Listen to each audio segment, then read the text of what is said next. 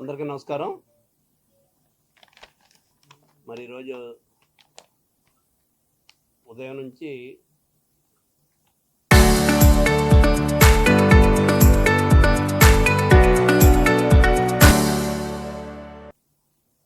Rural MLA పంతం నానాజీ గారి యొక్క ప్రెస్ మీట్ అంతా తిరుగుతుంది. ఈరోజు మీ అందరితోటి మరి నానాజీ గారి గురించి ప్రెస్ మీట్ పెట్టడం అనేటువంటిది నాకు కూడా బాధ కలిగే విషయం. నాకు చాలా కాలంగా తెలుసున్నటువంటి వ్యక్తి. అయితే పేరు పెట్టి మాట్లాడిన తర్వాత సమాధానం చెప్పుకోవాల్సినటువంటి బాధ్యత నాకు కూడా ఉంది. సరే, నేను ఆయన భాషలో నేను మాట్లాడలేను, కానీ ఆయనకు సరిపోను నేను ఆ భాష మాట్లాడటానికి. మరి ఇక్కడ కొన్ని విషయాలు ఆయన మాట్లాడేటప్పుడు ప్రారంభంలోనే ఒక డాన్ అనేటువంటిది మాట్లాడుతూ మరి స్థలాలు కబ్జాలు చేశారు, దళితులకు గుండు కొట్టించారు అనేటువంటి విధంగా మాట్లాడినటువంటి విషయాలు నానాజీ గారు, మీరు నా గురించి కబ్జా చేసినటువంటి స్థలాల గురించి ఏదన్నా ఒకటి ఎక్కడన్నా ఉంటే చెప్పండి, చూద్దాం.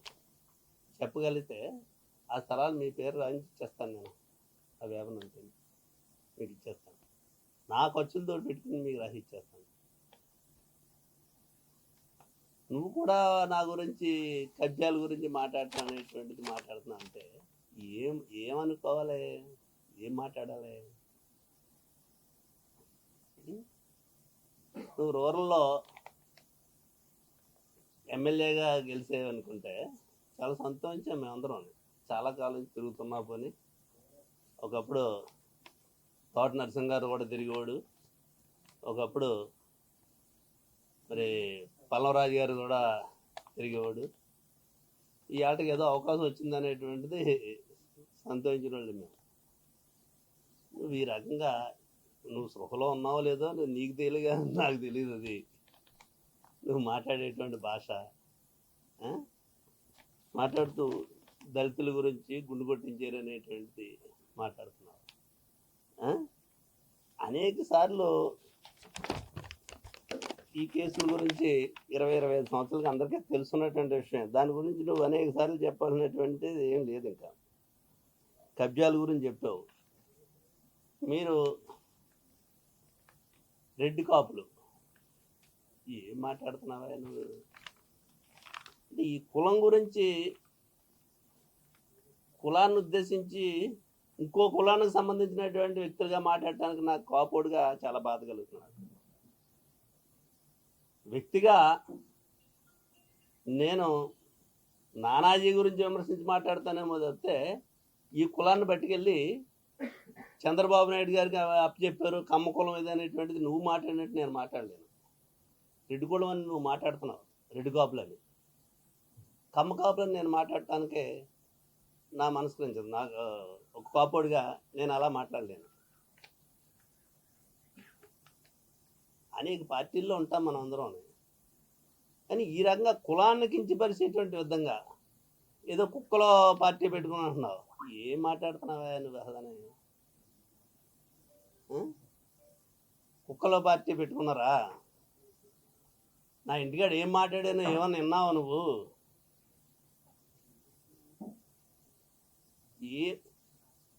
అంటే ఇంతకంటే ఎక్కువ మాట్లాడగలుగుతున్నాను, కానీ సంస్కారం కాదు నాకు. నాకు ఆ భాష కూడా రాదు. ఏ కుక్కల భయం అందరూ కూర్చొని మాట్లాడిన వైసీపీ కుక్కలు అంటున్నటువంటి మాట్లాడుతున్నావు నువ్వు.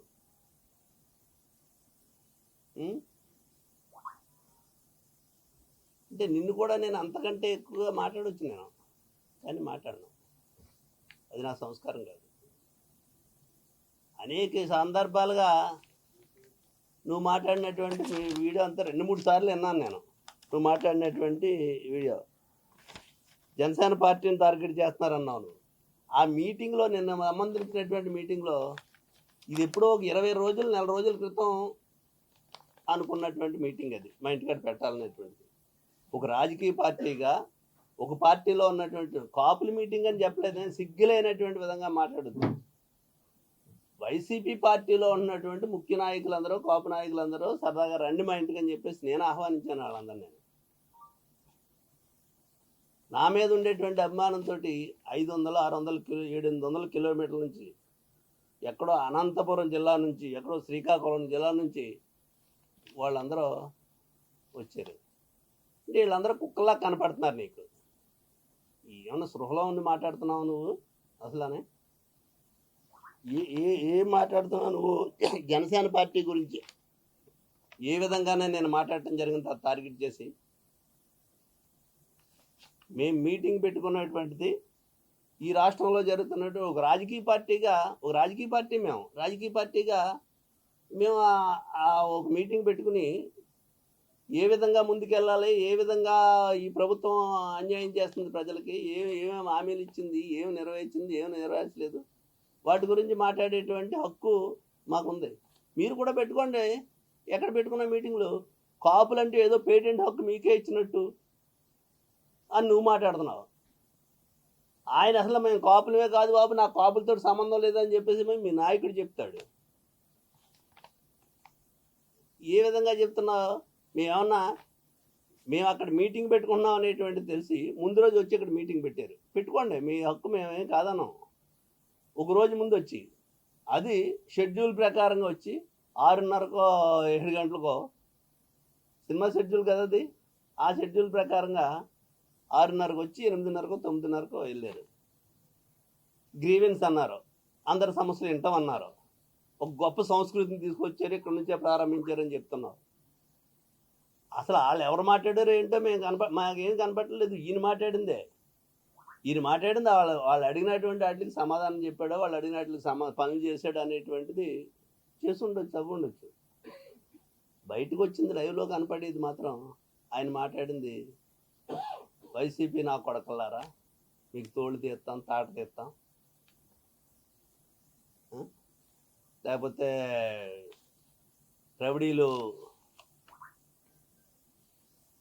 రౌడీల్ని చంపితే తప్ప అనేటువంటిది, రౌడీకి మద్దతు పలుకుతున్నారా మీరు అనేటువంటిది. రౌడీకి మీ మద్దతు ఎవరో పరవలేదు. మీరు చేసినటువంటి విధానాన్ని తప్పు పడుతున్నాం. ఈ చట్టాలను మీ చేతిలో తీసుకోవడం తప్పని అంటున్నాం. చట్టం అనేటువంటిది అధికారంలో ఉన్నటువంటి వాళ్ళు ఒళ్ళు దగ్గర పెట్టుకుని పనిచేయాలనేటువంటి దాని గురించి తప్పు పడుతున్నాను. అతన్ని ఏవైనా చేయండి, ఎటువంటి కేసులైనా పెట్టండి. ఈ దేశానికి సంబంధించినటువంటి కష్టపలాటుడు ఈ దేశంలో అటువంటి అరాచకాలు, అటువంటి కార్యక్రమాలు చేస్తే ఈ దేశంలో ఉన్నటువంటి న్యాయస్థానంలో అతనికి చట్టపరమైనటువంటి శిక్షలు వేసింది తప్పితే కాల్ చేసి అవతల పడలేదే, ఉరిశిక్ష విధించింది చట్టపరంగానే. మీరు ఆ చంపేసి బాడీని కూడా అతను ఎటువంటి వాడు అనేటువంటిది మేము సమర్థించట్లేదు. రౌడీలు కాపులు అయితే మాత్రం మీరు సమర్థిస్తారా అనేటువంటిది మాట్లాడుతున్నారు మీరు. ఒకవైపు నుంచి ఏమో రౌడీ అనేటువంటి వాడిని చంపేస్తాం, పొడిచేస్తాం, తీసేస్తాం అనేమో నానాజీ గారు చెప్తాడు. ఇంకో వైపు నుంచి చంద్రబాబు నాయుడు గారు తీసుకెళ్ళి పక్కన పెట్టుకుని వాళ్ళ అమ్మగారు పిలిచి కూర్చోబెట్టి మాట్లాడి ఆయన బొచ్చుకెళ్తాడు. అది మీకు ఏ రకమైనటువంటి సమాచారం పంపుతున్నారో మీరు అసలు ఈ జనాలకి, ప్రజల్లోకి? మీరు చేసేటువంటి తప్పులు ప్రజలు ఎత్తి చూపించకుండా మీరు మాట్లాడేటువంటి విధానాలు ప్రజలకు తెలియకుండా డైవర్షన్ పాలిటిక్స్ అన్నీ చేస్తున్నటువంటి ప్రతి ఇది. అక్కడికి వచ్చిన వాళ్ళు 3-4 సార్లు ఎమ్మెల్యేలు చేసిన వాళ్ళు, ఎంపీలు చేసిన వాళ్ళు, ఎప్పుడో 30-40 సంవత్సరాల నుంచి రాజకీయాలు ఉన్నవాళ్ళు అందరూ వచ్చారు మన ఇంటికి. ఈ కమ్యూనిటీ గురించి ఏ విధంగా ముందుకెళ్ళాలి, పార్టీని ఏ విధంగా ఇంకా మనం చెయ్యాలి, ఏ జిల్లాలో ఏం జరుగుతున్నాయి అనేటువంటి విషయాలు మాట్లాడుకున్నాం. మరి ఇంక ఈ రకంగా మాట్లాడేటువంటి పరిస్థితి, మహా విధ్వంసం జరిగిపోయింది అని చెప్పేసి చెప్తున్నారు ఈ రెండు పార్టీలు. మరి ఏ విధంగా మీరు ఆయన ఒకటి చెప్తాడు, ఈయన ఒకటి చెప్తాడు. మీది కూటమి అంటే అందరూ పార్టీలో ఉండి మాట్లాడుకోవాలి. నాకు కులం లేదు, పార్టీ లేదు, ఈ రాష్ట్రంలో ఈ జాడ్యం పోవాలి, ఈ దరిద్రం పోవాలి, ఈ కులాల దరిద్రం, అప్పుడు కానీ బాగుపడుతుంది రాష్ట్రం అంటారు. అదేదో కులాల గురించి మాట్లాడకుండా మీ ప్రసంగం ఎప్పుడన్నా ముగిసిందా ఈ జిల్లాలకు వచ్చినప్పుడు? ఒకసారి రెల్లి కులంలో పుట్టాలంటారు, ఇంకోసారి ఇంకో కులంలో. మీరు కాపులుగా అనుకున్నారని మేము అంటలేదు. మీరు ఇప్పుడేం మాట్లాడారు అనేటువంటిది ప్రజలు చూస్తున్నారు. అదేదో నేనైతే గర్వంగా కాపాడు అని చెప్తున్నాను. మీరు చెప్పుకోవడానికి మీరు సిగ్గుపడుతున్నారో మరి గర్వపడుతున్నారో నాకు తెలియదు, కానీ నేను ఈ కులంలో పుట్టినందుకు నేను గర్వపడుతున్నాను. ఇంకొక విషయం ఏంటంటే, ఒక కులం అనేటువంటిది నీ తండ్రిని బట్టి వస్తుంది తప్పితే, నీ తండ్రి ద్వారా వచ్చినటువంటి జన్మ కాబట్టి నీకు నీ తండ్రిని బట్టి పుట్టుక అనేటువంటి వస్తుంది. ఆ పుట్టుకలో నీ తండ్రిని బట్టి నీ కులం అనేటువంటిది. నా తండ్రి కాపు, నేను కాపుగా పుట్టాను, కాపుగా చేస్తాను అంతే తప్పితే సందర్భాలను పుచ్చుకుని కులాలు మార్చుకునేటువంటి విధానం, పేర్లు మార్చుకోవచ్చేమో తప్పితే కులాలు మార్చుకునేటువంటి విధానం. మరి మీరు మాట్లాడుతున్నారు ఈ కులం జాడ్యం అంటున్నారు. నేను 30-40 సంవత్సరాలుగా ఈ కులం గురించి కానీ లేకపోతే కమ్యూనిటీకి సంబంధించినవి కానీ అనేక పేదవాడి కోసం కానీ ఏ రకంగా పనిచేస్తాననేటువంటి తెలుసు. మరి ఈరోజు ఈ రకమైనటువంటి మాటలు మాట్లాడుతున్నటువంటి నానాజీ గారు మాట్లాడారు. కులం అనేటువంటిది మా పార్టీ లేదని. సంతోషమే, ఏమైనా చేసుకోండి మీరు, కానీ మీ ఇష్టం వచ్చినట్టు ఆ మాట్లాడేటువంటి మాటలు. ఒక కులం ఏవట్లేస్తే ఎవరో రాజకీయాల్లోకి రాలేరు, కానీ కులం అనేటువంటిది ఒక బలం ప్రతి వ్యక్తికి. కులాలను చూసి ఇవ్వకపోతే మన సేవలు చూసి ఇచ్చేట్లేదు మనకు టికెట్లు ఏ రాజకీయ పార్టీలోని. ఎవరు ఎక్కడ పోటీ చేసినా ఎవరు ఏం మాట్లాడినా తిరిగి వచ్చేటప్పటికి అక్కడికి వస్తుంది కూడానే. మరి ఈ రకమైనటువంటి మనం మాట్లాడేటువంటి విధానం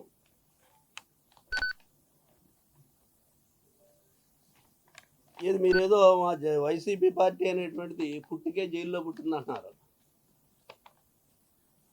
మీ కలయిక ఎక్కడ కలిసారు సార్? మీరు జనసేన పార్టీ తెలుగుదేశం పార్టీ తోటి కలిసినటువంటి కలయిక ఎక్కడది? ఏ జైల్లోని? జైల్లోకి వెళ్ళి ప్రకటించినటువంటి ప్రకటన కాదా?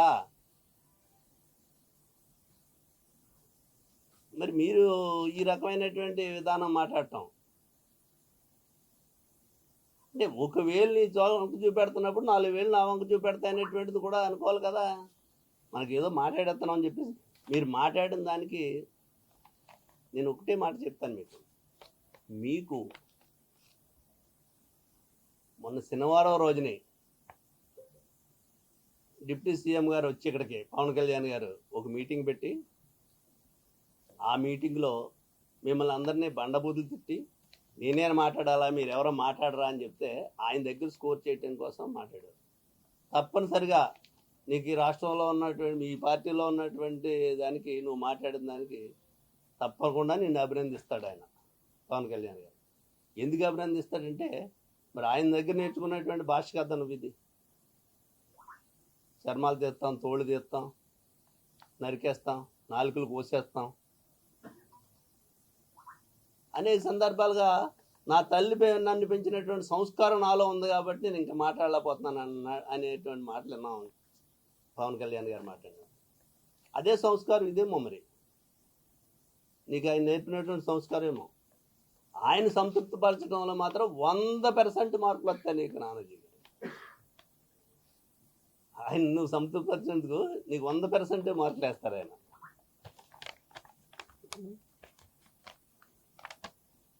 కులాలు లేవనుకుంటే Kamma corporation, Kapu corporation, SC corporation, BC corporation, ఈ రాష్ట్రంలో ఉన్నటువంటి నువ్వు ముఖ్యమంత్రిగా ఉన్నావు, ఉప ముఖ్యమంత్రిగా ఉన్నావు, మీ ముఖ్యమంత్రి గారితో మాట్లాడి మీ కూటంలో చర్చించి ఆ కార్పొరేషన్లు అన్నీ తీసేసి ఒకటే కార్పొరేషన్ అనేటువంటిది పెట్టుకుని పేదవాడికి సహాయం చేసేటువంటి సంక్షేమ కార్యక్రమాలు చేసేటువంటిది ఏదైనా పెట్టి ఆ రకంగా నడిపించండి. ఒకటి చెప్పేటప్పుడు మనం ఆచరించిన తర్వాత ఎదుటికి చెప్పాలి. మీరు ఇది ఆచరించిన తర్వాత ఈ కులాల జాడ్యం వదల్చండి, రాష్ట్రాన్ని బాగు చేస్తున్నాను నేను, ఈ దేశాన్ని బాగు చేస్తున్నానని చెప్పారంటే మేము కూడా సంతోషిస్తాం. ఎమ్మెల్యే టికెట్లు కులాలు చూపిస్తున్నారు, ఆ నియోజకవర్గంలో జన బలాన్ని చూపిస్తున్నారు. మంత్రులు ఇచ్చేటప్పుడు అదే దామాషా ప్రకారం ఇస్తున్నారు, అదే అర్హత చూసిస్తున్నారు. కులాల గురించి మాట్లాడొద్దు అంటారు. మీకు మీకు మీరు మీ అవకాశాన్ని పుచ్చుకుని, మీ అవసరాన్ని పుచ్చుకుని మీరు మాట్లాడేటువంటి విధానం. గతంలో కాపులకి ఏం చేశారో చెప్పండి మీరు అనేటువంటి చెప్తున్నారు. ఈ రాష్ట్రంలో వ్యక్తిగతంగా, పార్టీ పరంగా కాకుండా వ్యక్తిగతంగా కాపులకి ఎవరికే నష్టం జరిగినా, ఏ కష్టం జరిగినా ఏ విధంగా తోట త్రిమూర్తి స్పందించడం అనేటువంటిది మీ అందరికీ తెలుసున్నటువంటి విషయం. చాలామందికి నేను ఏదో రాష్ట్రాన్ని ఉద్ధరించానని చెప్పట్లేదు, నేను చేయగలిగినటువంటి సహాయం చేస్తాను, నేను స్పందించేటువంటి విధానం ఏ రకంగా ఉంటుంది అనేటువంటిది అందరికీ తెలుసు. మరి ఎందుకు మీరు ఈ రకంగా మాట్లాడుతున్నారు? ఏం చేశారు కాపులు? వైసీపీలో ఏం చేసింది అనేటువంటి, వైసీపీ అధికారంలో ఉన్నారు, 5 సంవత్సరాలు ఏం చేసింది అన్నారు. 5 సంవత్సరాలు ఏం చేశారు అనేటువంటిది కాపు కార్పొరేషన్ ద్వారా ఈ రాష్ట్రంలో ఉన్నటువంటి లక్షలాది మంది మహిళలకి సంవత్సరానికి 15,000 రూపాయలు డీపీటీ ద్వారా బటన్ నొక్కి డబ్బులు వేయటం జరిగింది. చదువుకునేటువంటి విద్యార్థులకు డబ్బులు వేయటం జరిగింది. అనేక రకాలుగా అప్పుడు ఉండేటువంటి ఆర్థిక పరిస్థితులు ఎంత ఇబ్బందిగా ఉన్నప్పటికీ చేయవలసినటువంటి విధంగా చేశారు. ఇప్పటి వరకు మీరు అన్నీ చేసేసా ఉంటున్నారు, కాపుల గురించి మేము ఏదో చేసా ఉంటున్నారు.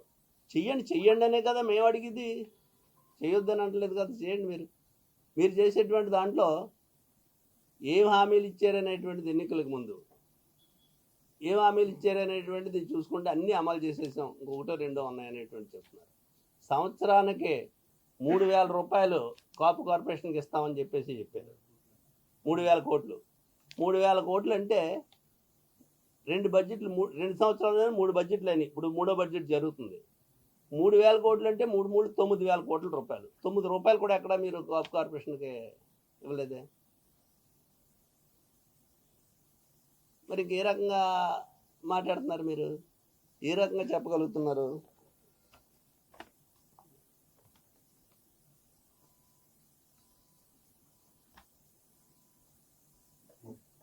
జగన్ గారి దగ్గర నుంచి క్రిమినల్లో సంక్షేమ పథకాలు అన్నీ నేర్చుకున్నారంటాడు. పవన్ కళ్యాణ్ గురించి తప్పుగా మాట్లాడితే 4 కోసేస్తానంటారు.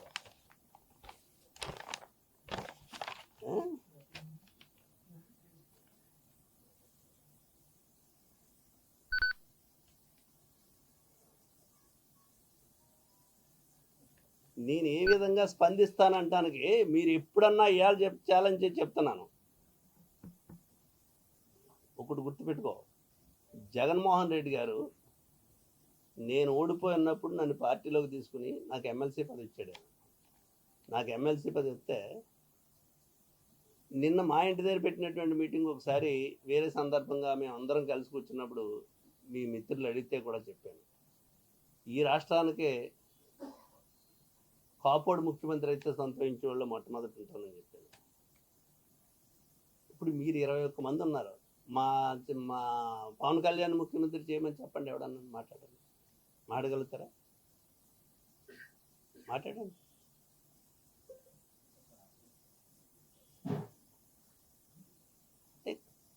నేను జగన్మోహన్ రెడ్డి గారు నాకు పదవి ఇచ్చినప్పటికీ కూడా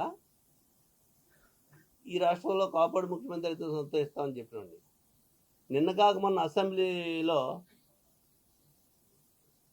ఏదో ఒక సందర్భంగా మీ సోదరులందరూ చిట్చాట్ కింద మాట్లాడుతుంటే వాళ్ళు కూడా అడిగారు, చంద్రబాబు నాయుడు గారు కేంద్రానికి వెళ్ళిపోతారట, లోకేష్ గారిని ముఖ్యమంత్రి చేస్తున్నారని అడిగితే, లోకేష్ని ముఖ్యమంత్రి చేయటం కాదు, ఇది మేము డిమాండ్ చేయడానికి వాళ్ళ పార్టీ, ఇది డిప్యూటీ సీఎంని చేసి ఇతను డిప్యూటీ సీఎంని చేసుకోండి, లోకేష్ గారిని చేస్తే బాగుంటుంది అనేటువంటిది నా అభిప్రాయం అని చెప్పాను. కాపుల మీద, కాపు గురించి నాకు ఉండేటువంటి అభిప్రాయం అది. అంతేగాని మీరేదో ఎవరి దగ్గర స్కోర్ చేద్దామని, ఆయన దగ్గర ఆయన అంత ముందు రోజున తిట్టేలాడు కాబట్టి, టీ ఇచ్చాడు కాబట్టి మీ అందరికీ దాని గురించే మాట్లాడతా అంటే జనం ఏమనుకుంటారనేటువంటిది కూడా చూసుకోవాలి కదా. నేను ఇంకా చాలా చెప్పగలుగుతాను, నా గురించి నీకు, నీ గురించి నాకు తెలియదంటే ఏమీ లేదు. అవన్నీ మాట్లాడుకుంటే చాలా చిన్నబుచ్చుకోవాల్సినటువంటి పరిస్థితులు వస్తాయి, నువ్వు కానీ నేను కానీ. కేసులు 6 సంవత్సరాల నుంచి నా మీద చంద్రశేఖర్ రెడ్డి విధ్వంసం చేసాడు ఇక్కడ. ఆ టైంలో నా మీద పెట్టినటువంటి కేసులు 6 ఏళ్ళ నుంచి 7 ఏళ్ళ నుంచి తిరుగుతున్నాం అని చెప్పేసి అంటున్నారు. 2 సంవత్సరాలు ఎందుకు కదా అధికారం వచ్చి మీకు? ఎందుకు తీయించుకోలేదా కేసులు?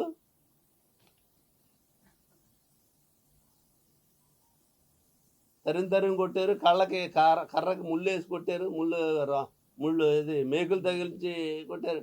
మీరు చెప్పిందే మేము చెప్పింది కదా ఇది. అప్పుడు ఎవరన్నా అడిగారా అనేటువంటి చెప్తున్నారు.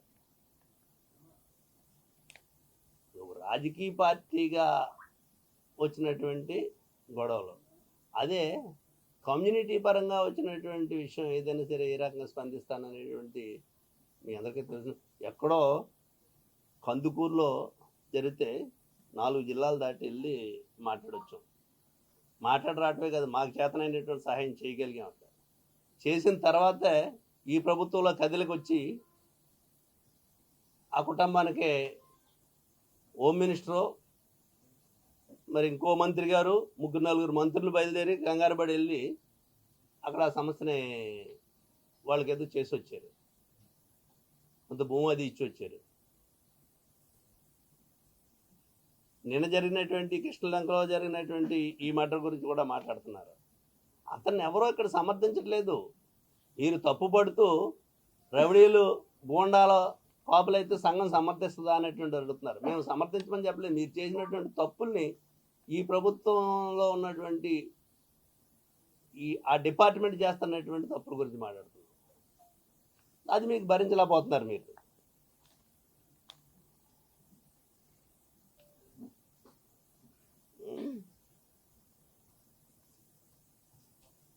అభివృద్ధి సంక్షేమం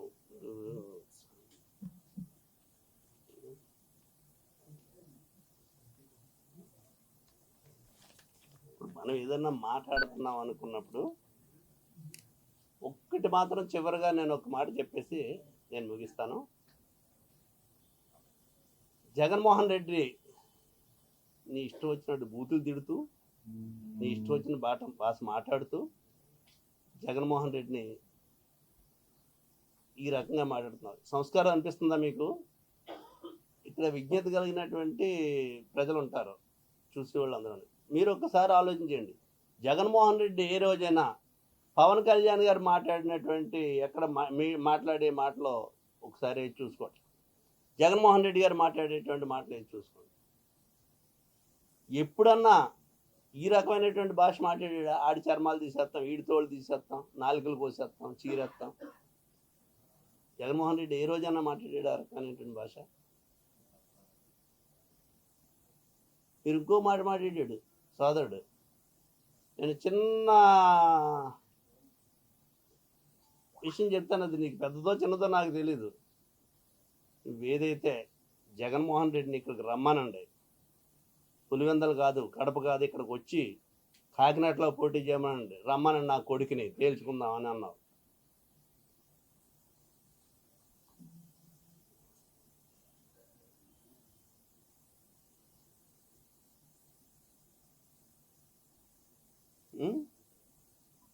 అన్నా.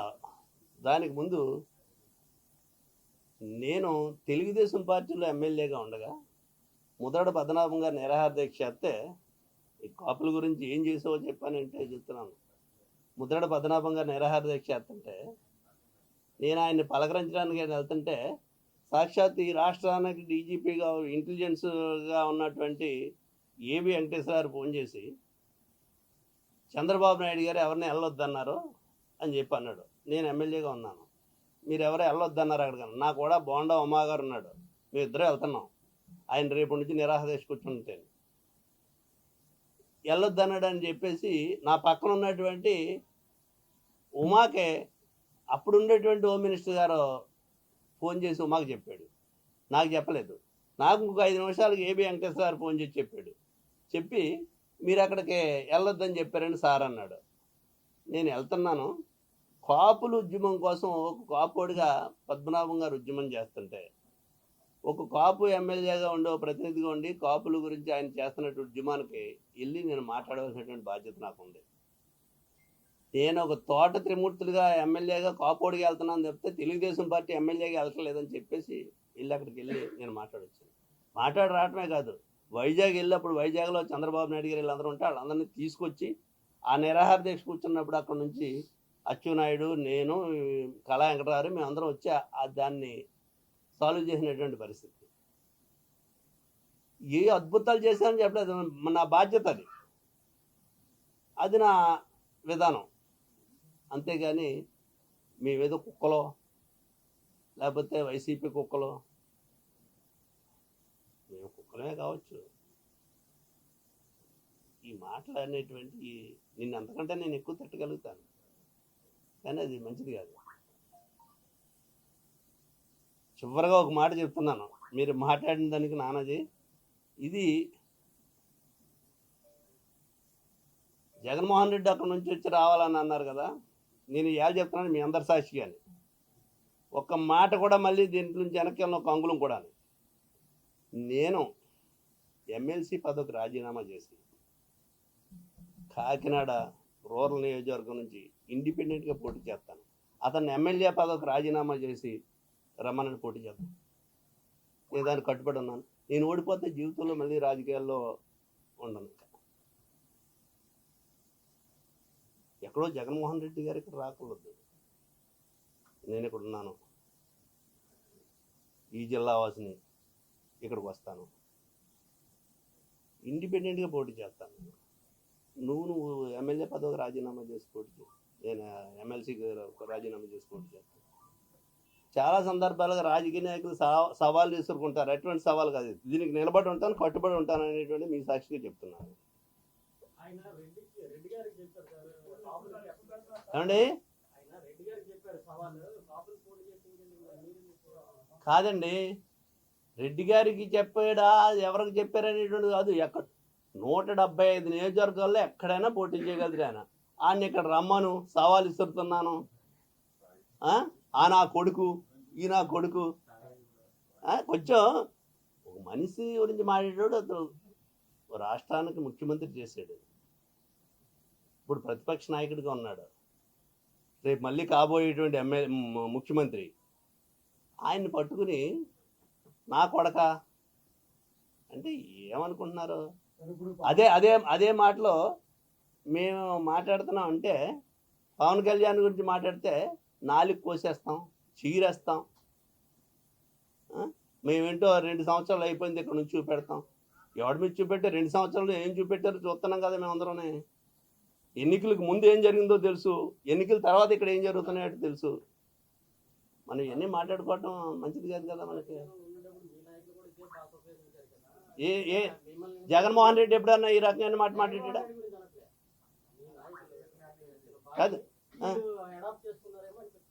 ఎవరు అడాప్ట్ చేసుకున్నారు? నానాజీ అడాప్ట్ చేసుకున్నారు అనుకున్నారా? కావచ్చు, మరి నాకు తెలియదు, అతను అడగాలి మీరు.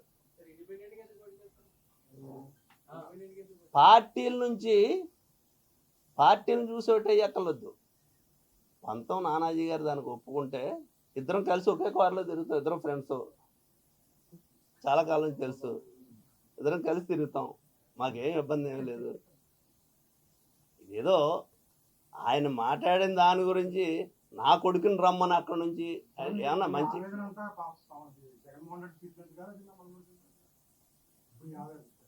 ఏదైనా అతను మాట్లాడినటువంటి దాన్ని మాత్రం నా పేరు పెట్టి మొదలుపెట్టినప్పుడే కుక్కలో అన్ని వైసీపీ కుక్కలో వెంకటాయపాలలో తోట త్రిమూర్తుల ఇంట్లో మీటింగ్ పెట్టుకున్నారని చెప్పేసి అన్నాడు. గోండాలం అన్నాడు, లేకపోతే కబ్జాలు చేసామన్నాడు. ఏం నానాజీ ఈ రకమైనటువంటి మాటలు మీరు మాట్లాడుతుంటే? సరే అండి, ఎందుకంటే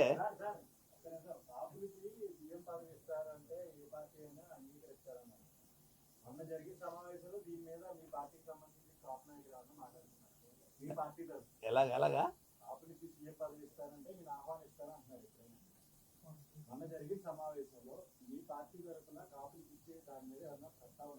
కాపులకు మా పార్టీలు ఎందుకు ఇస్తారో కాదు. పవన్ కళ్యాణ్ గురించి మాట్లాడితే ముఖ్యమంత్రి అవుతాడు కదంటే, కాపుడే రాష్ట్రానికి ముఖ్యమంత్రి సంతోషించేవాడిని మొట్టమొదటి నేను.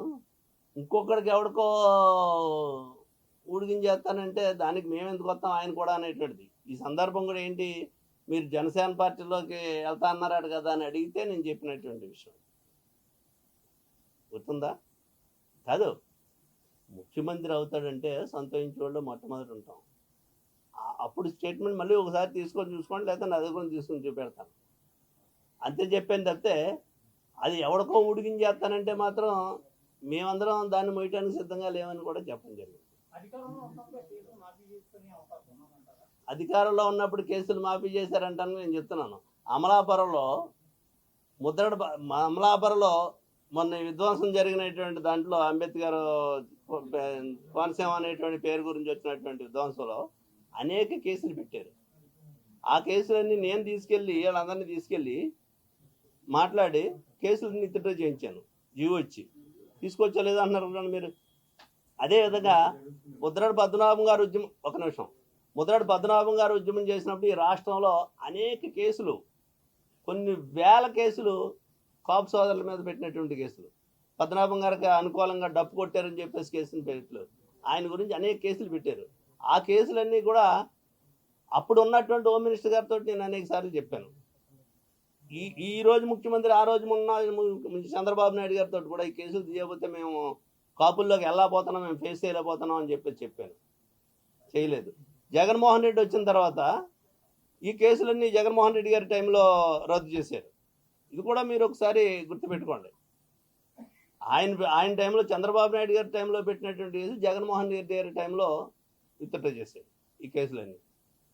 ఒకే ఒక కేసు, రైల్వే కేసు మాత్రం అది జీవో ద్వారా విత్డ్రా అవ్వదు కాబట్టి కోర్టులో తేల్చుకోమన్నారు. కోర్టు కూడా వాళ్ళు నిర్దోషులుగా ప్రకటించింది.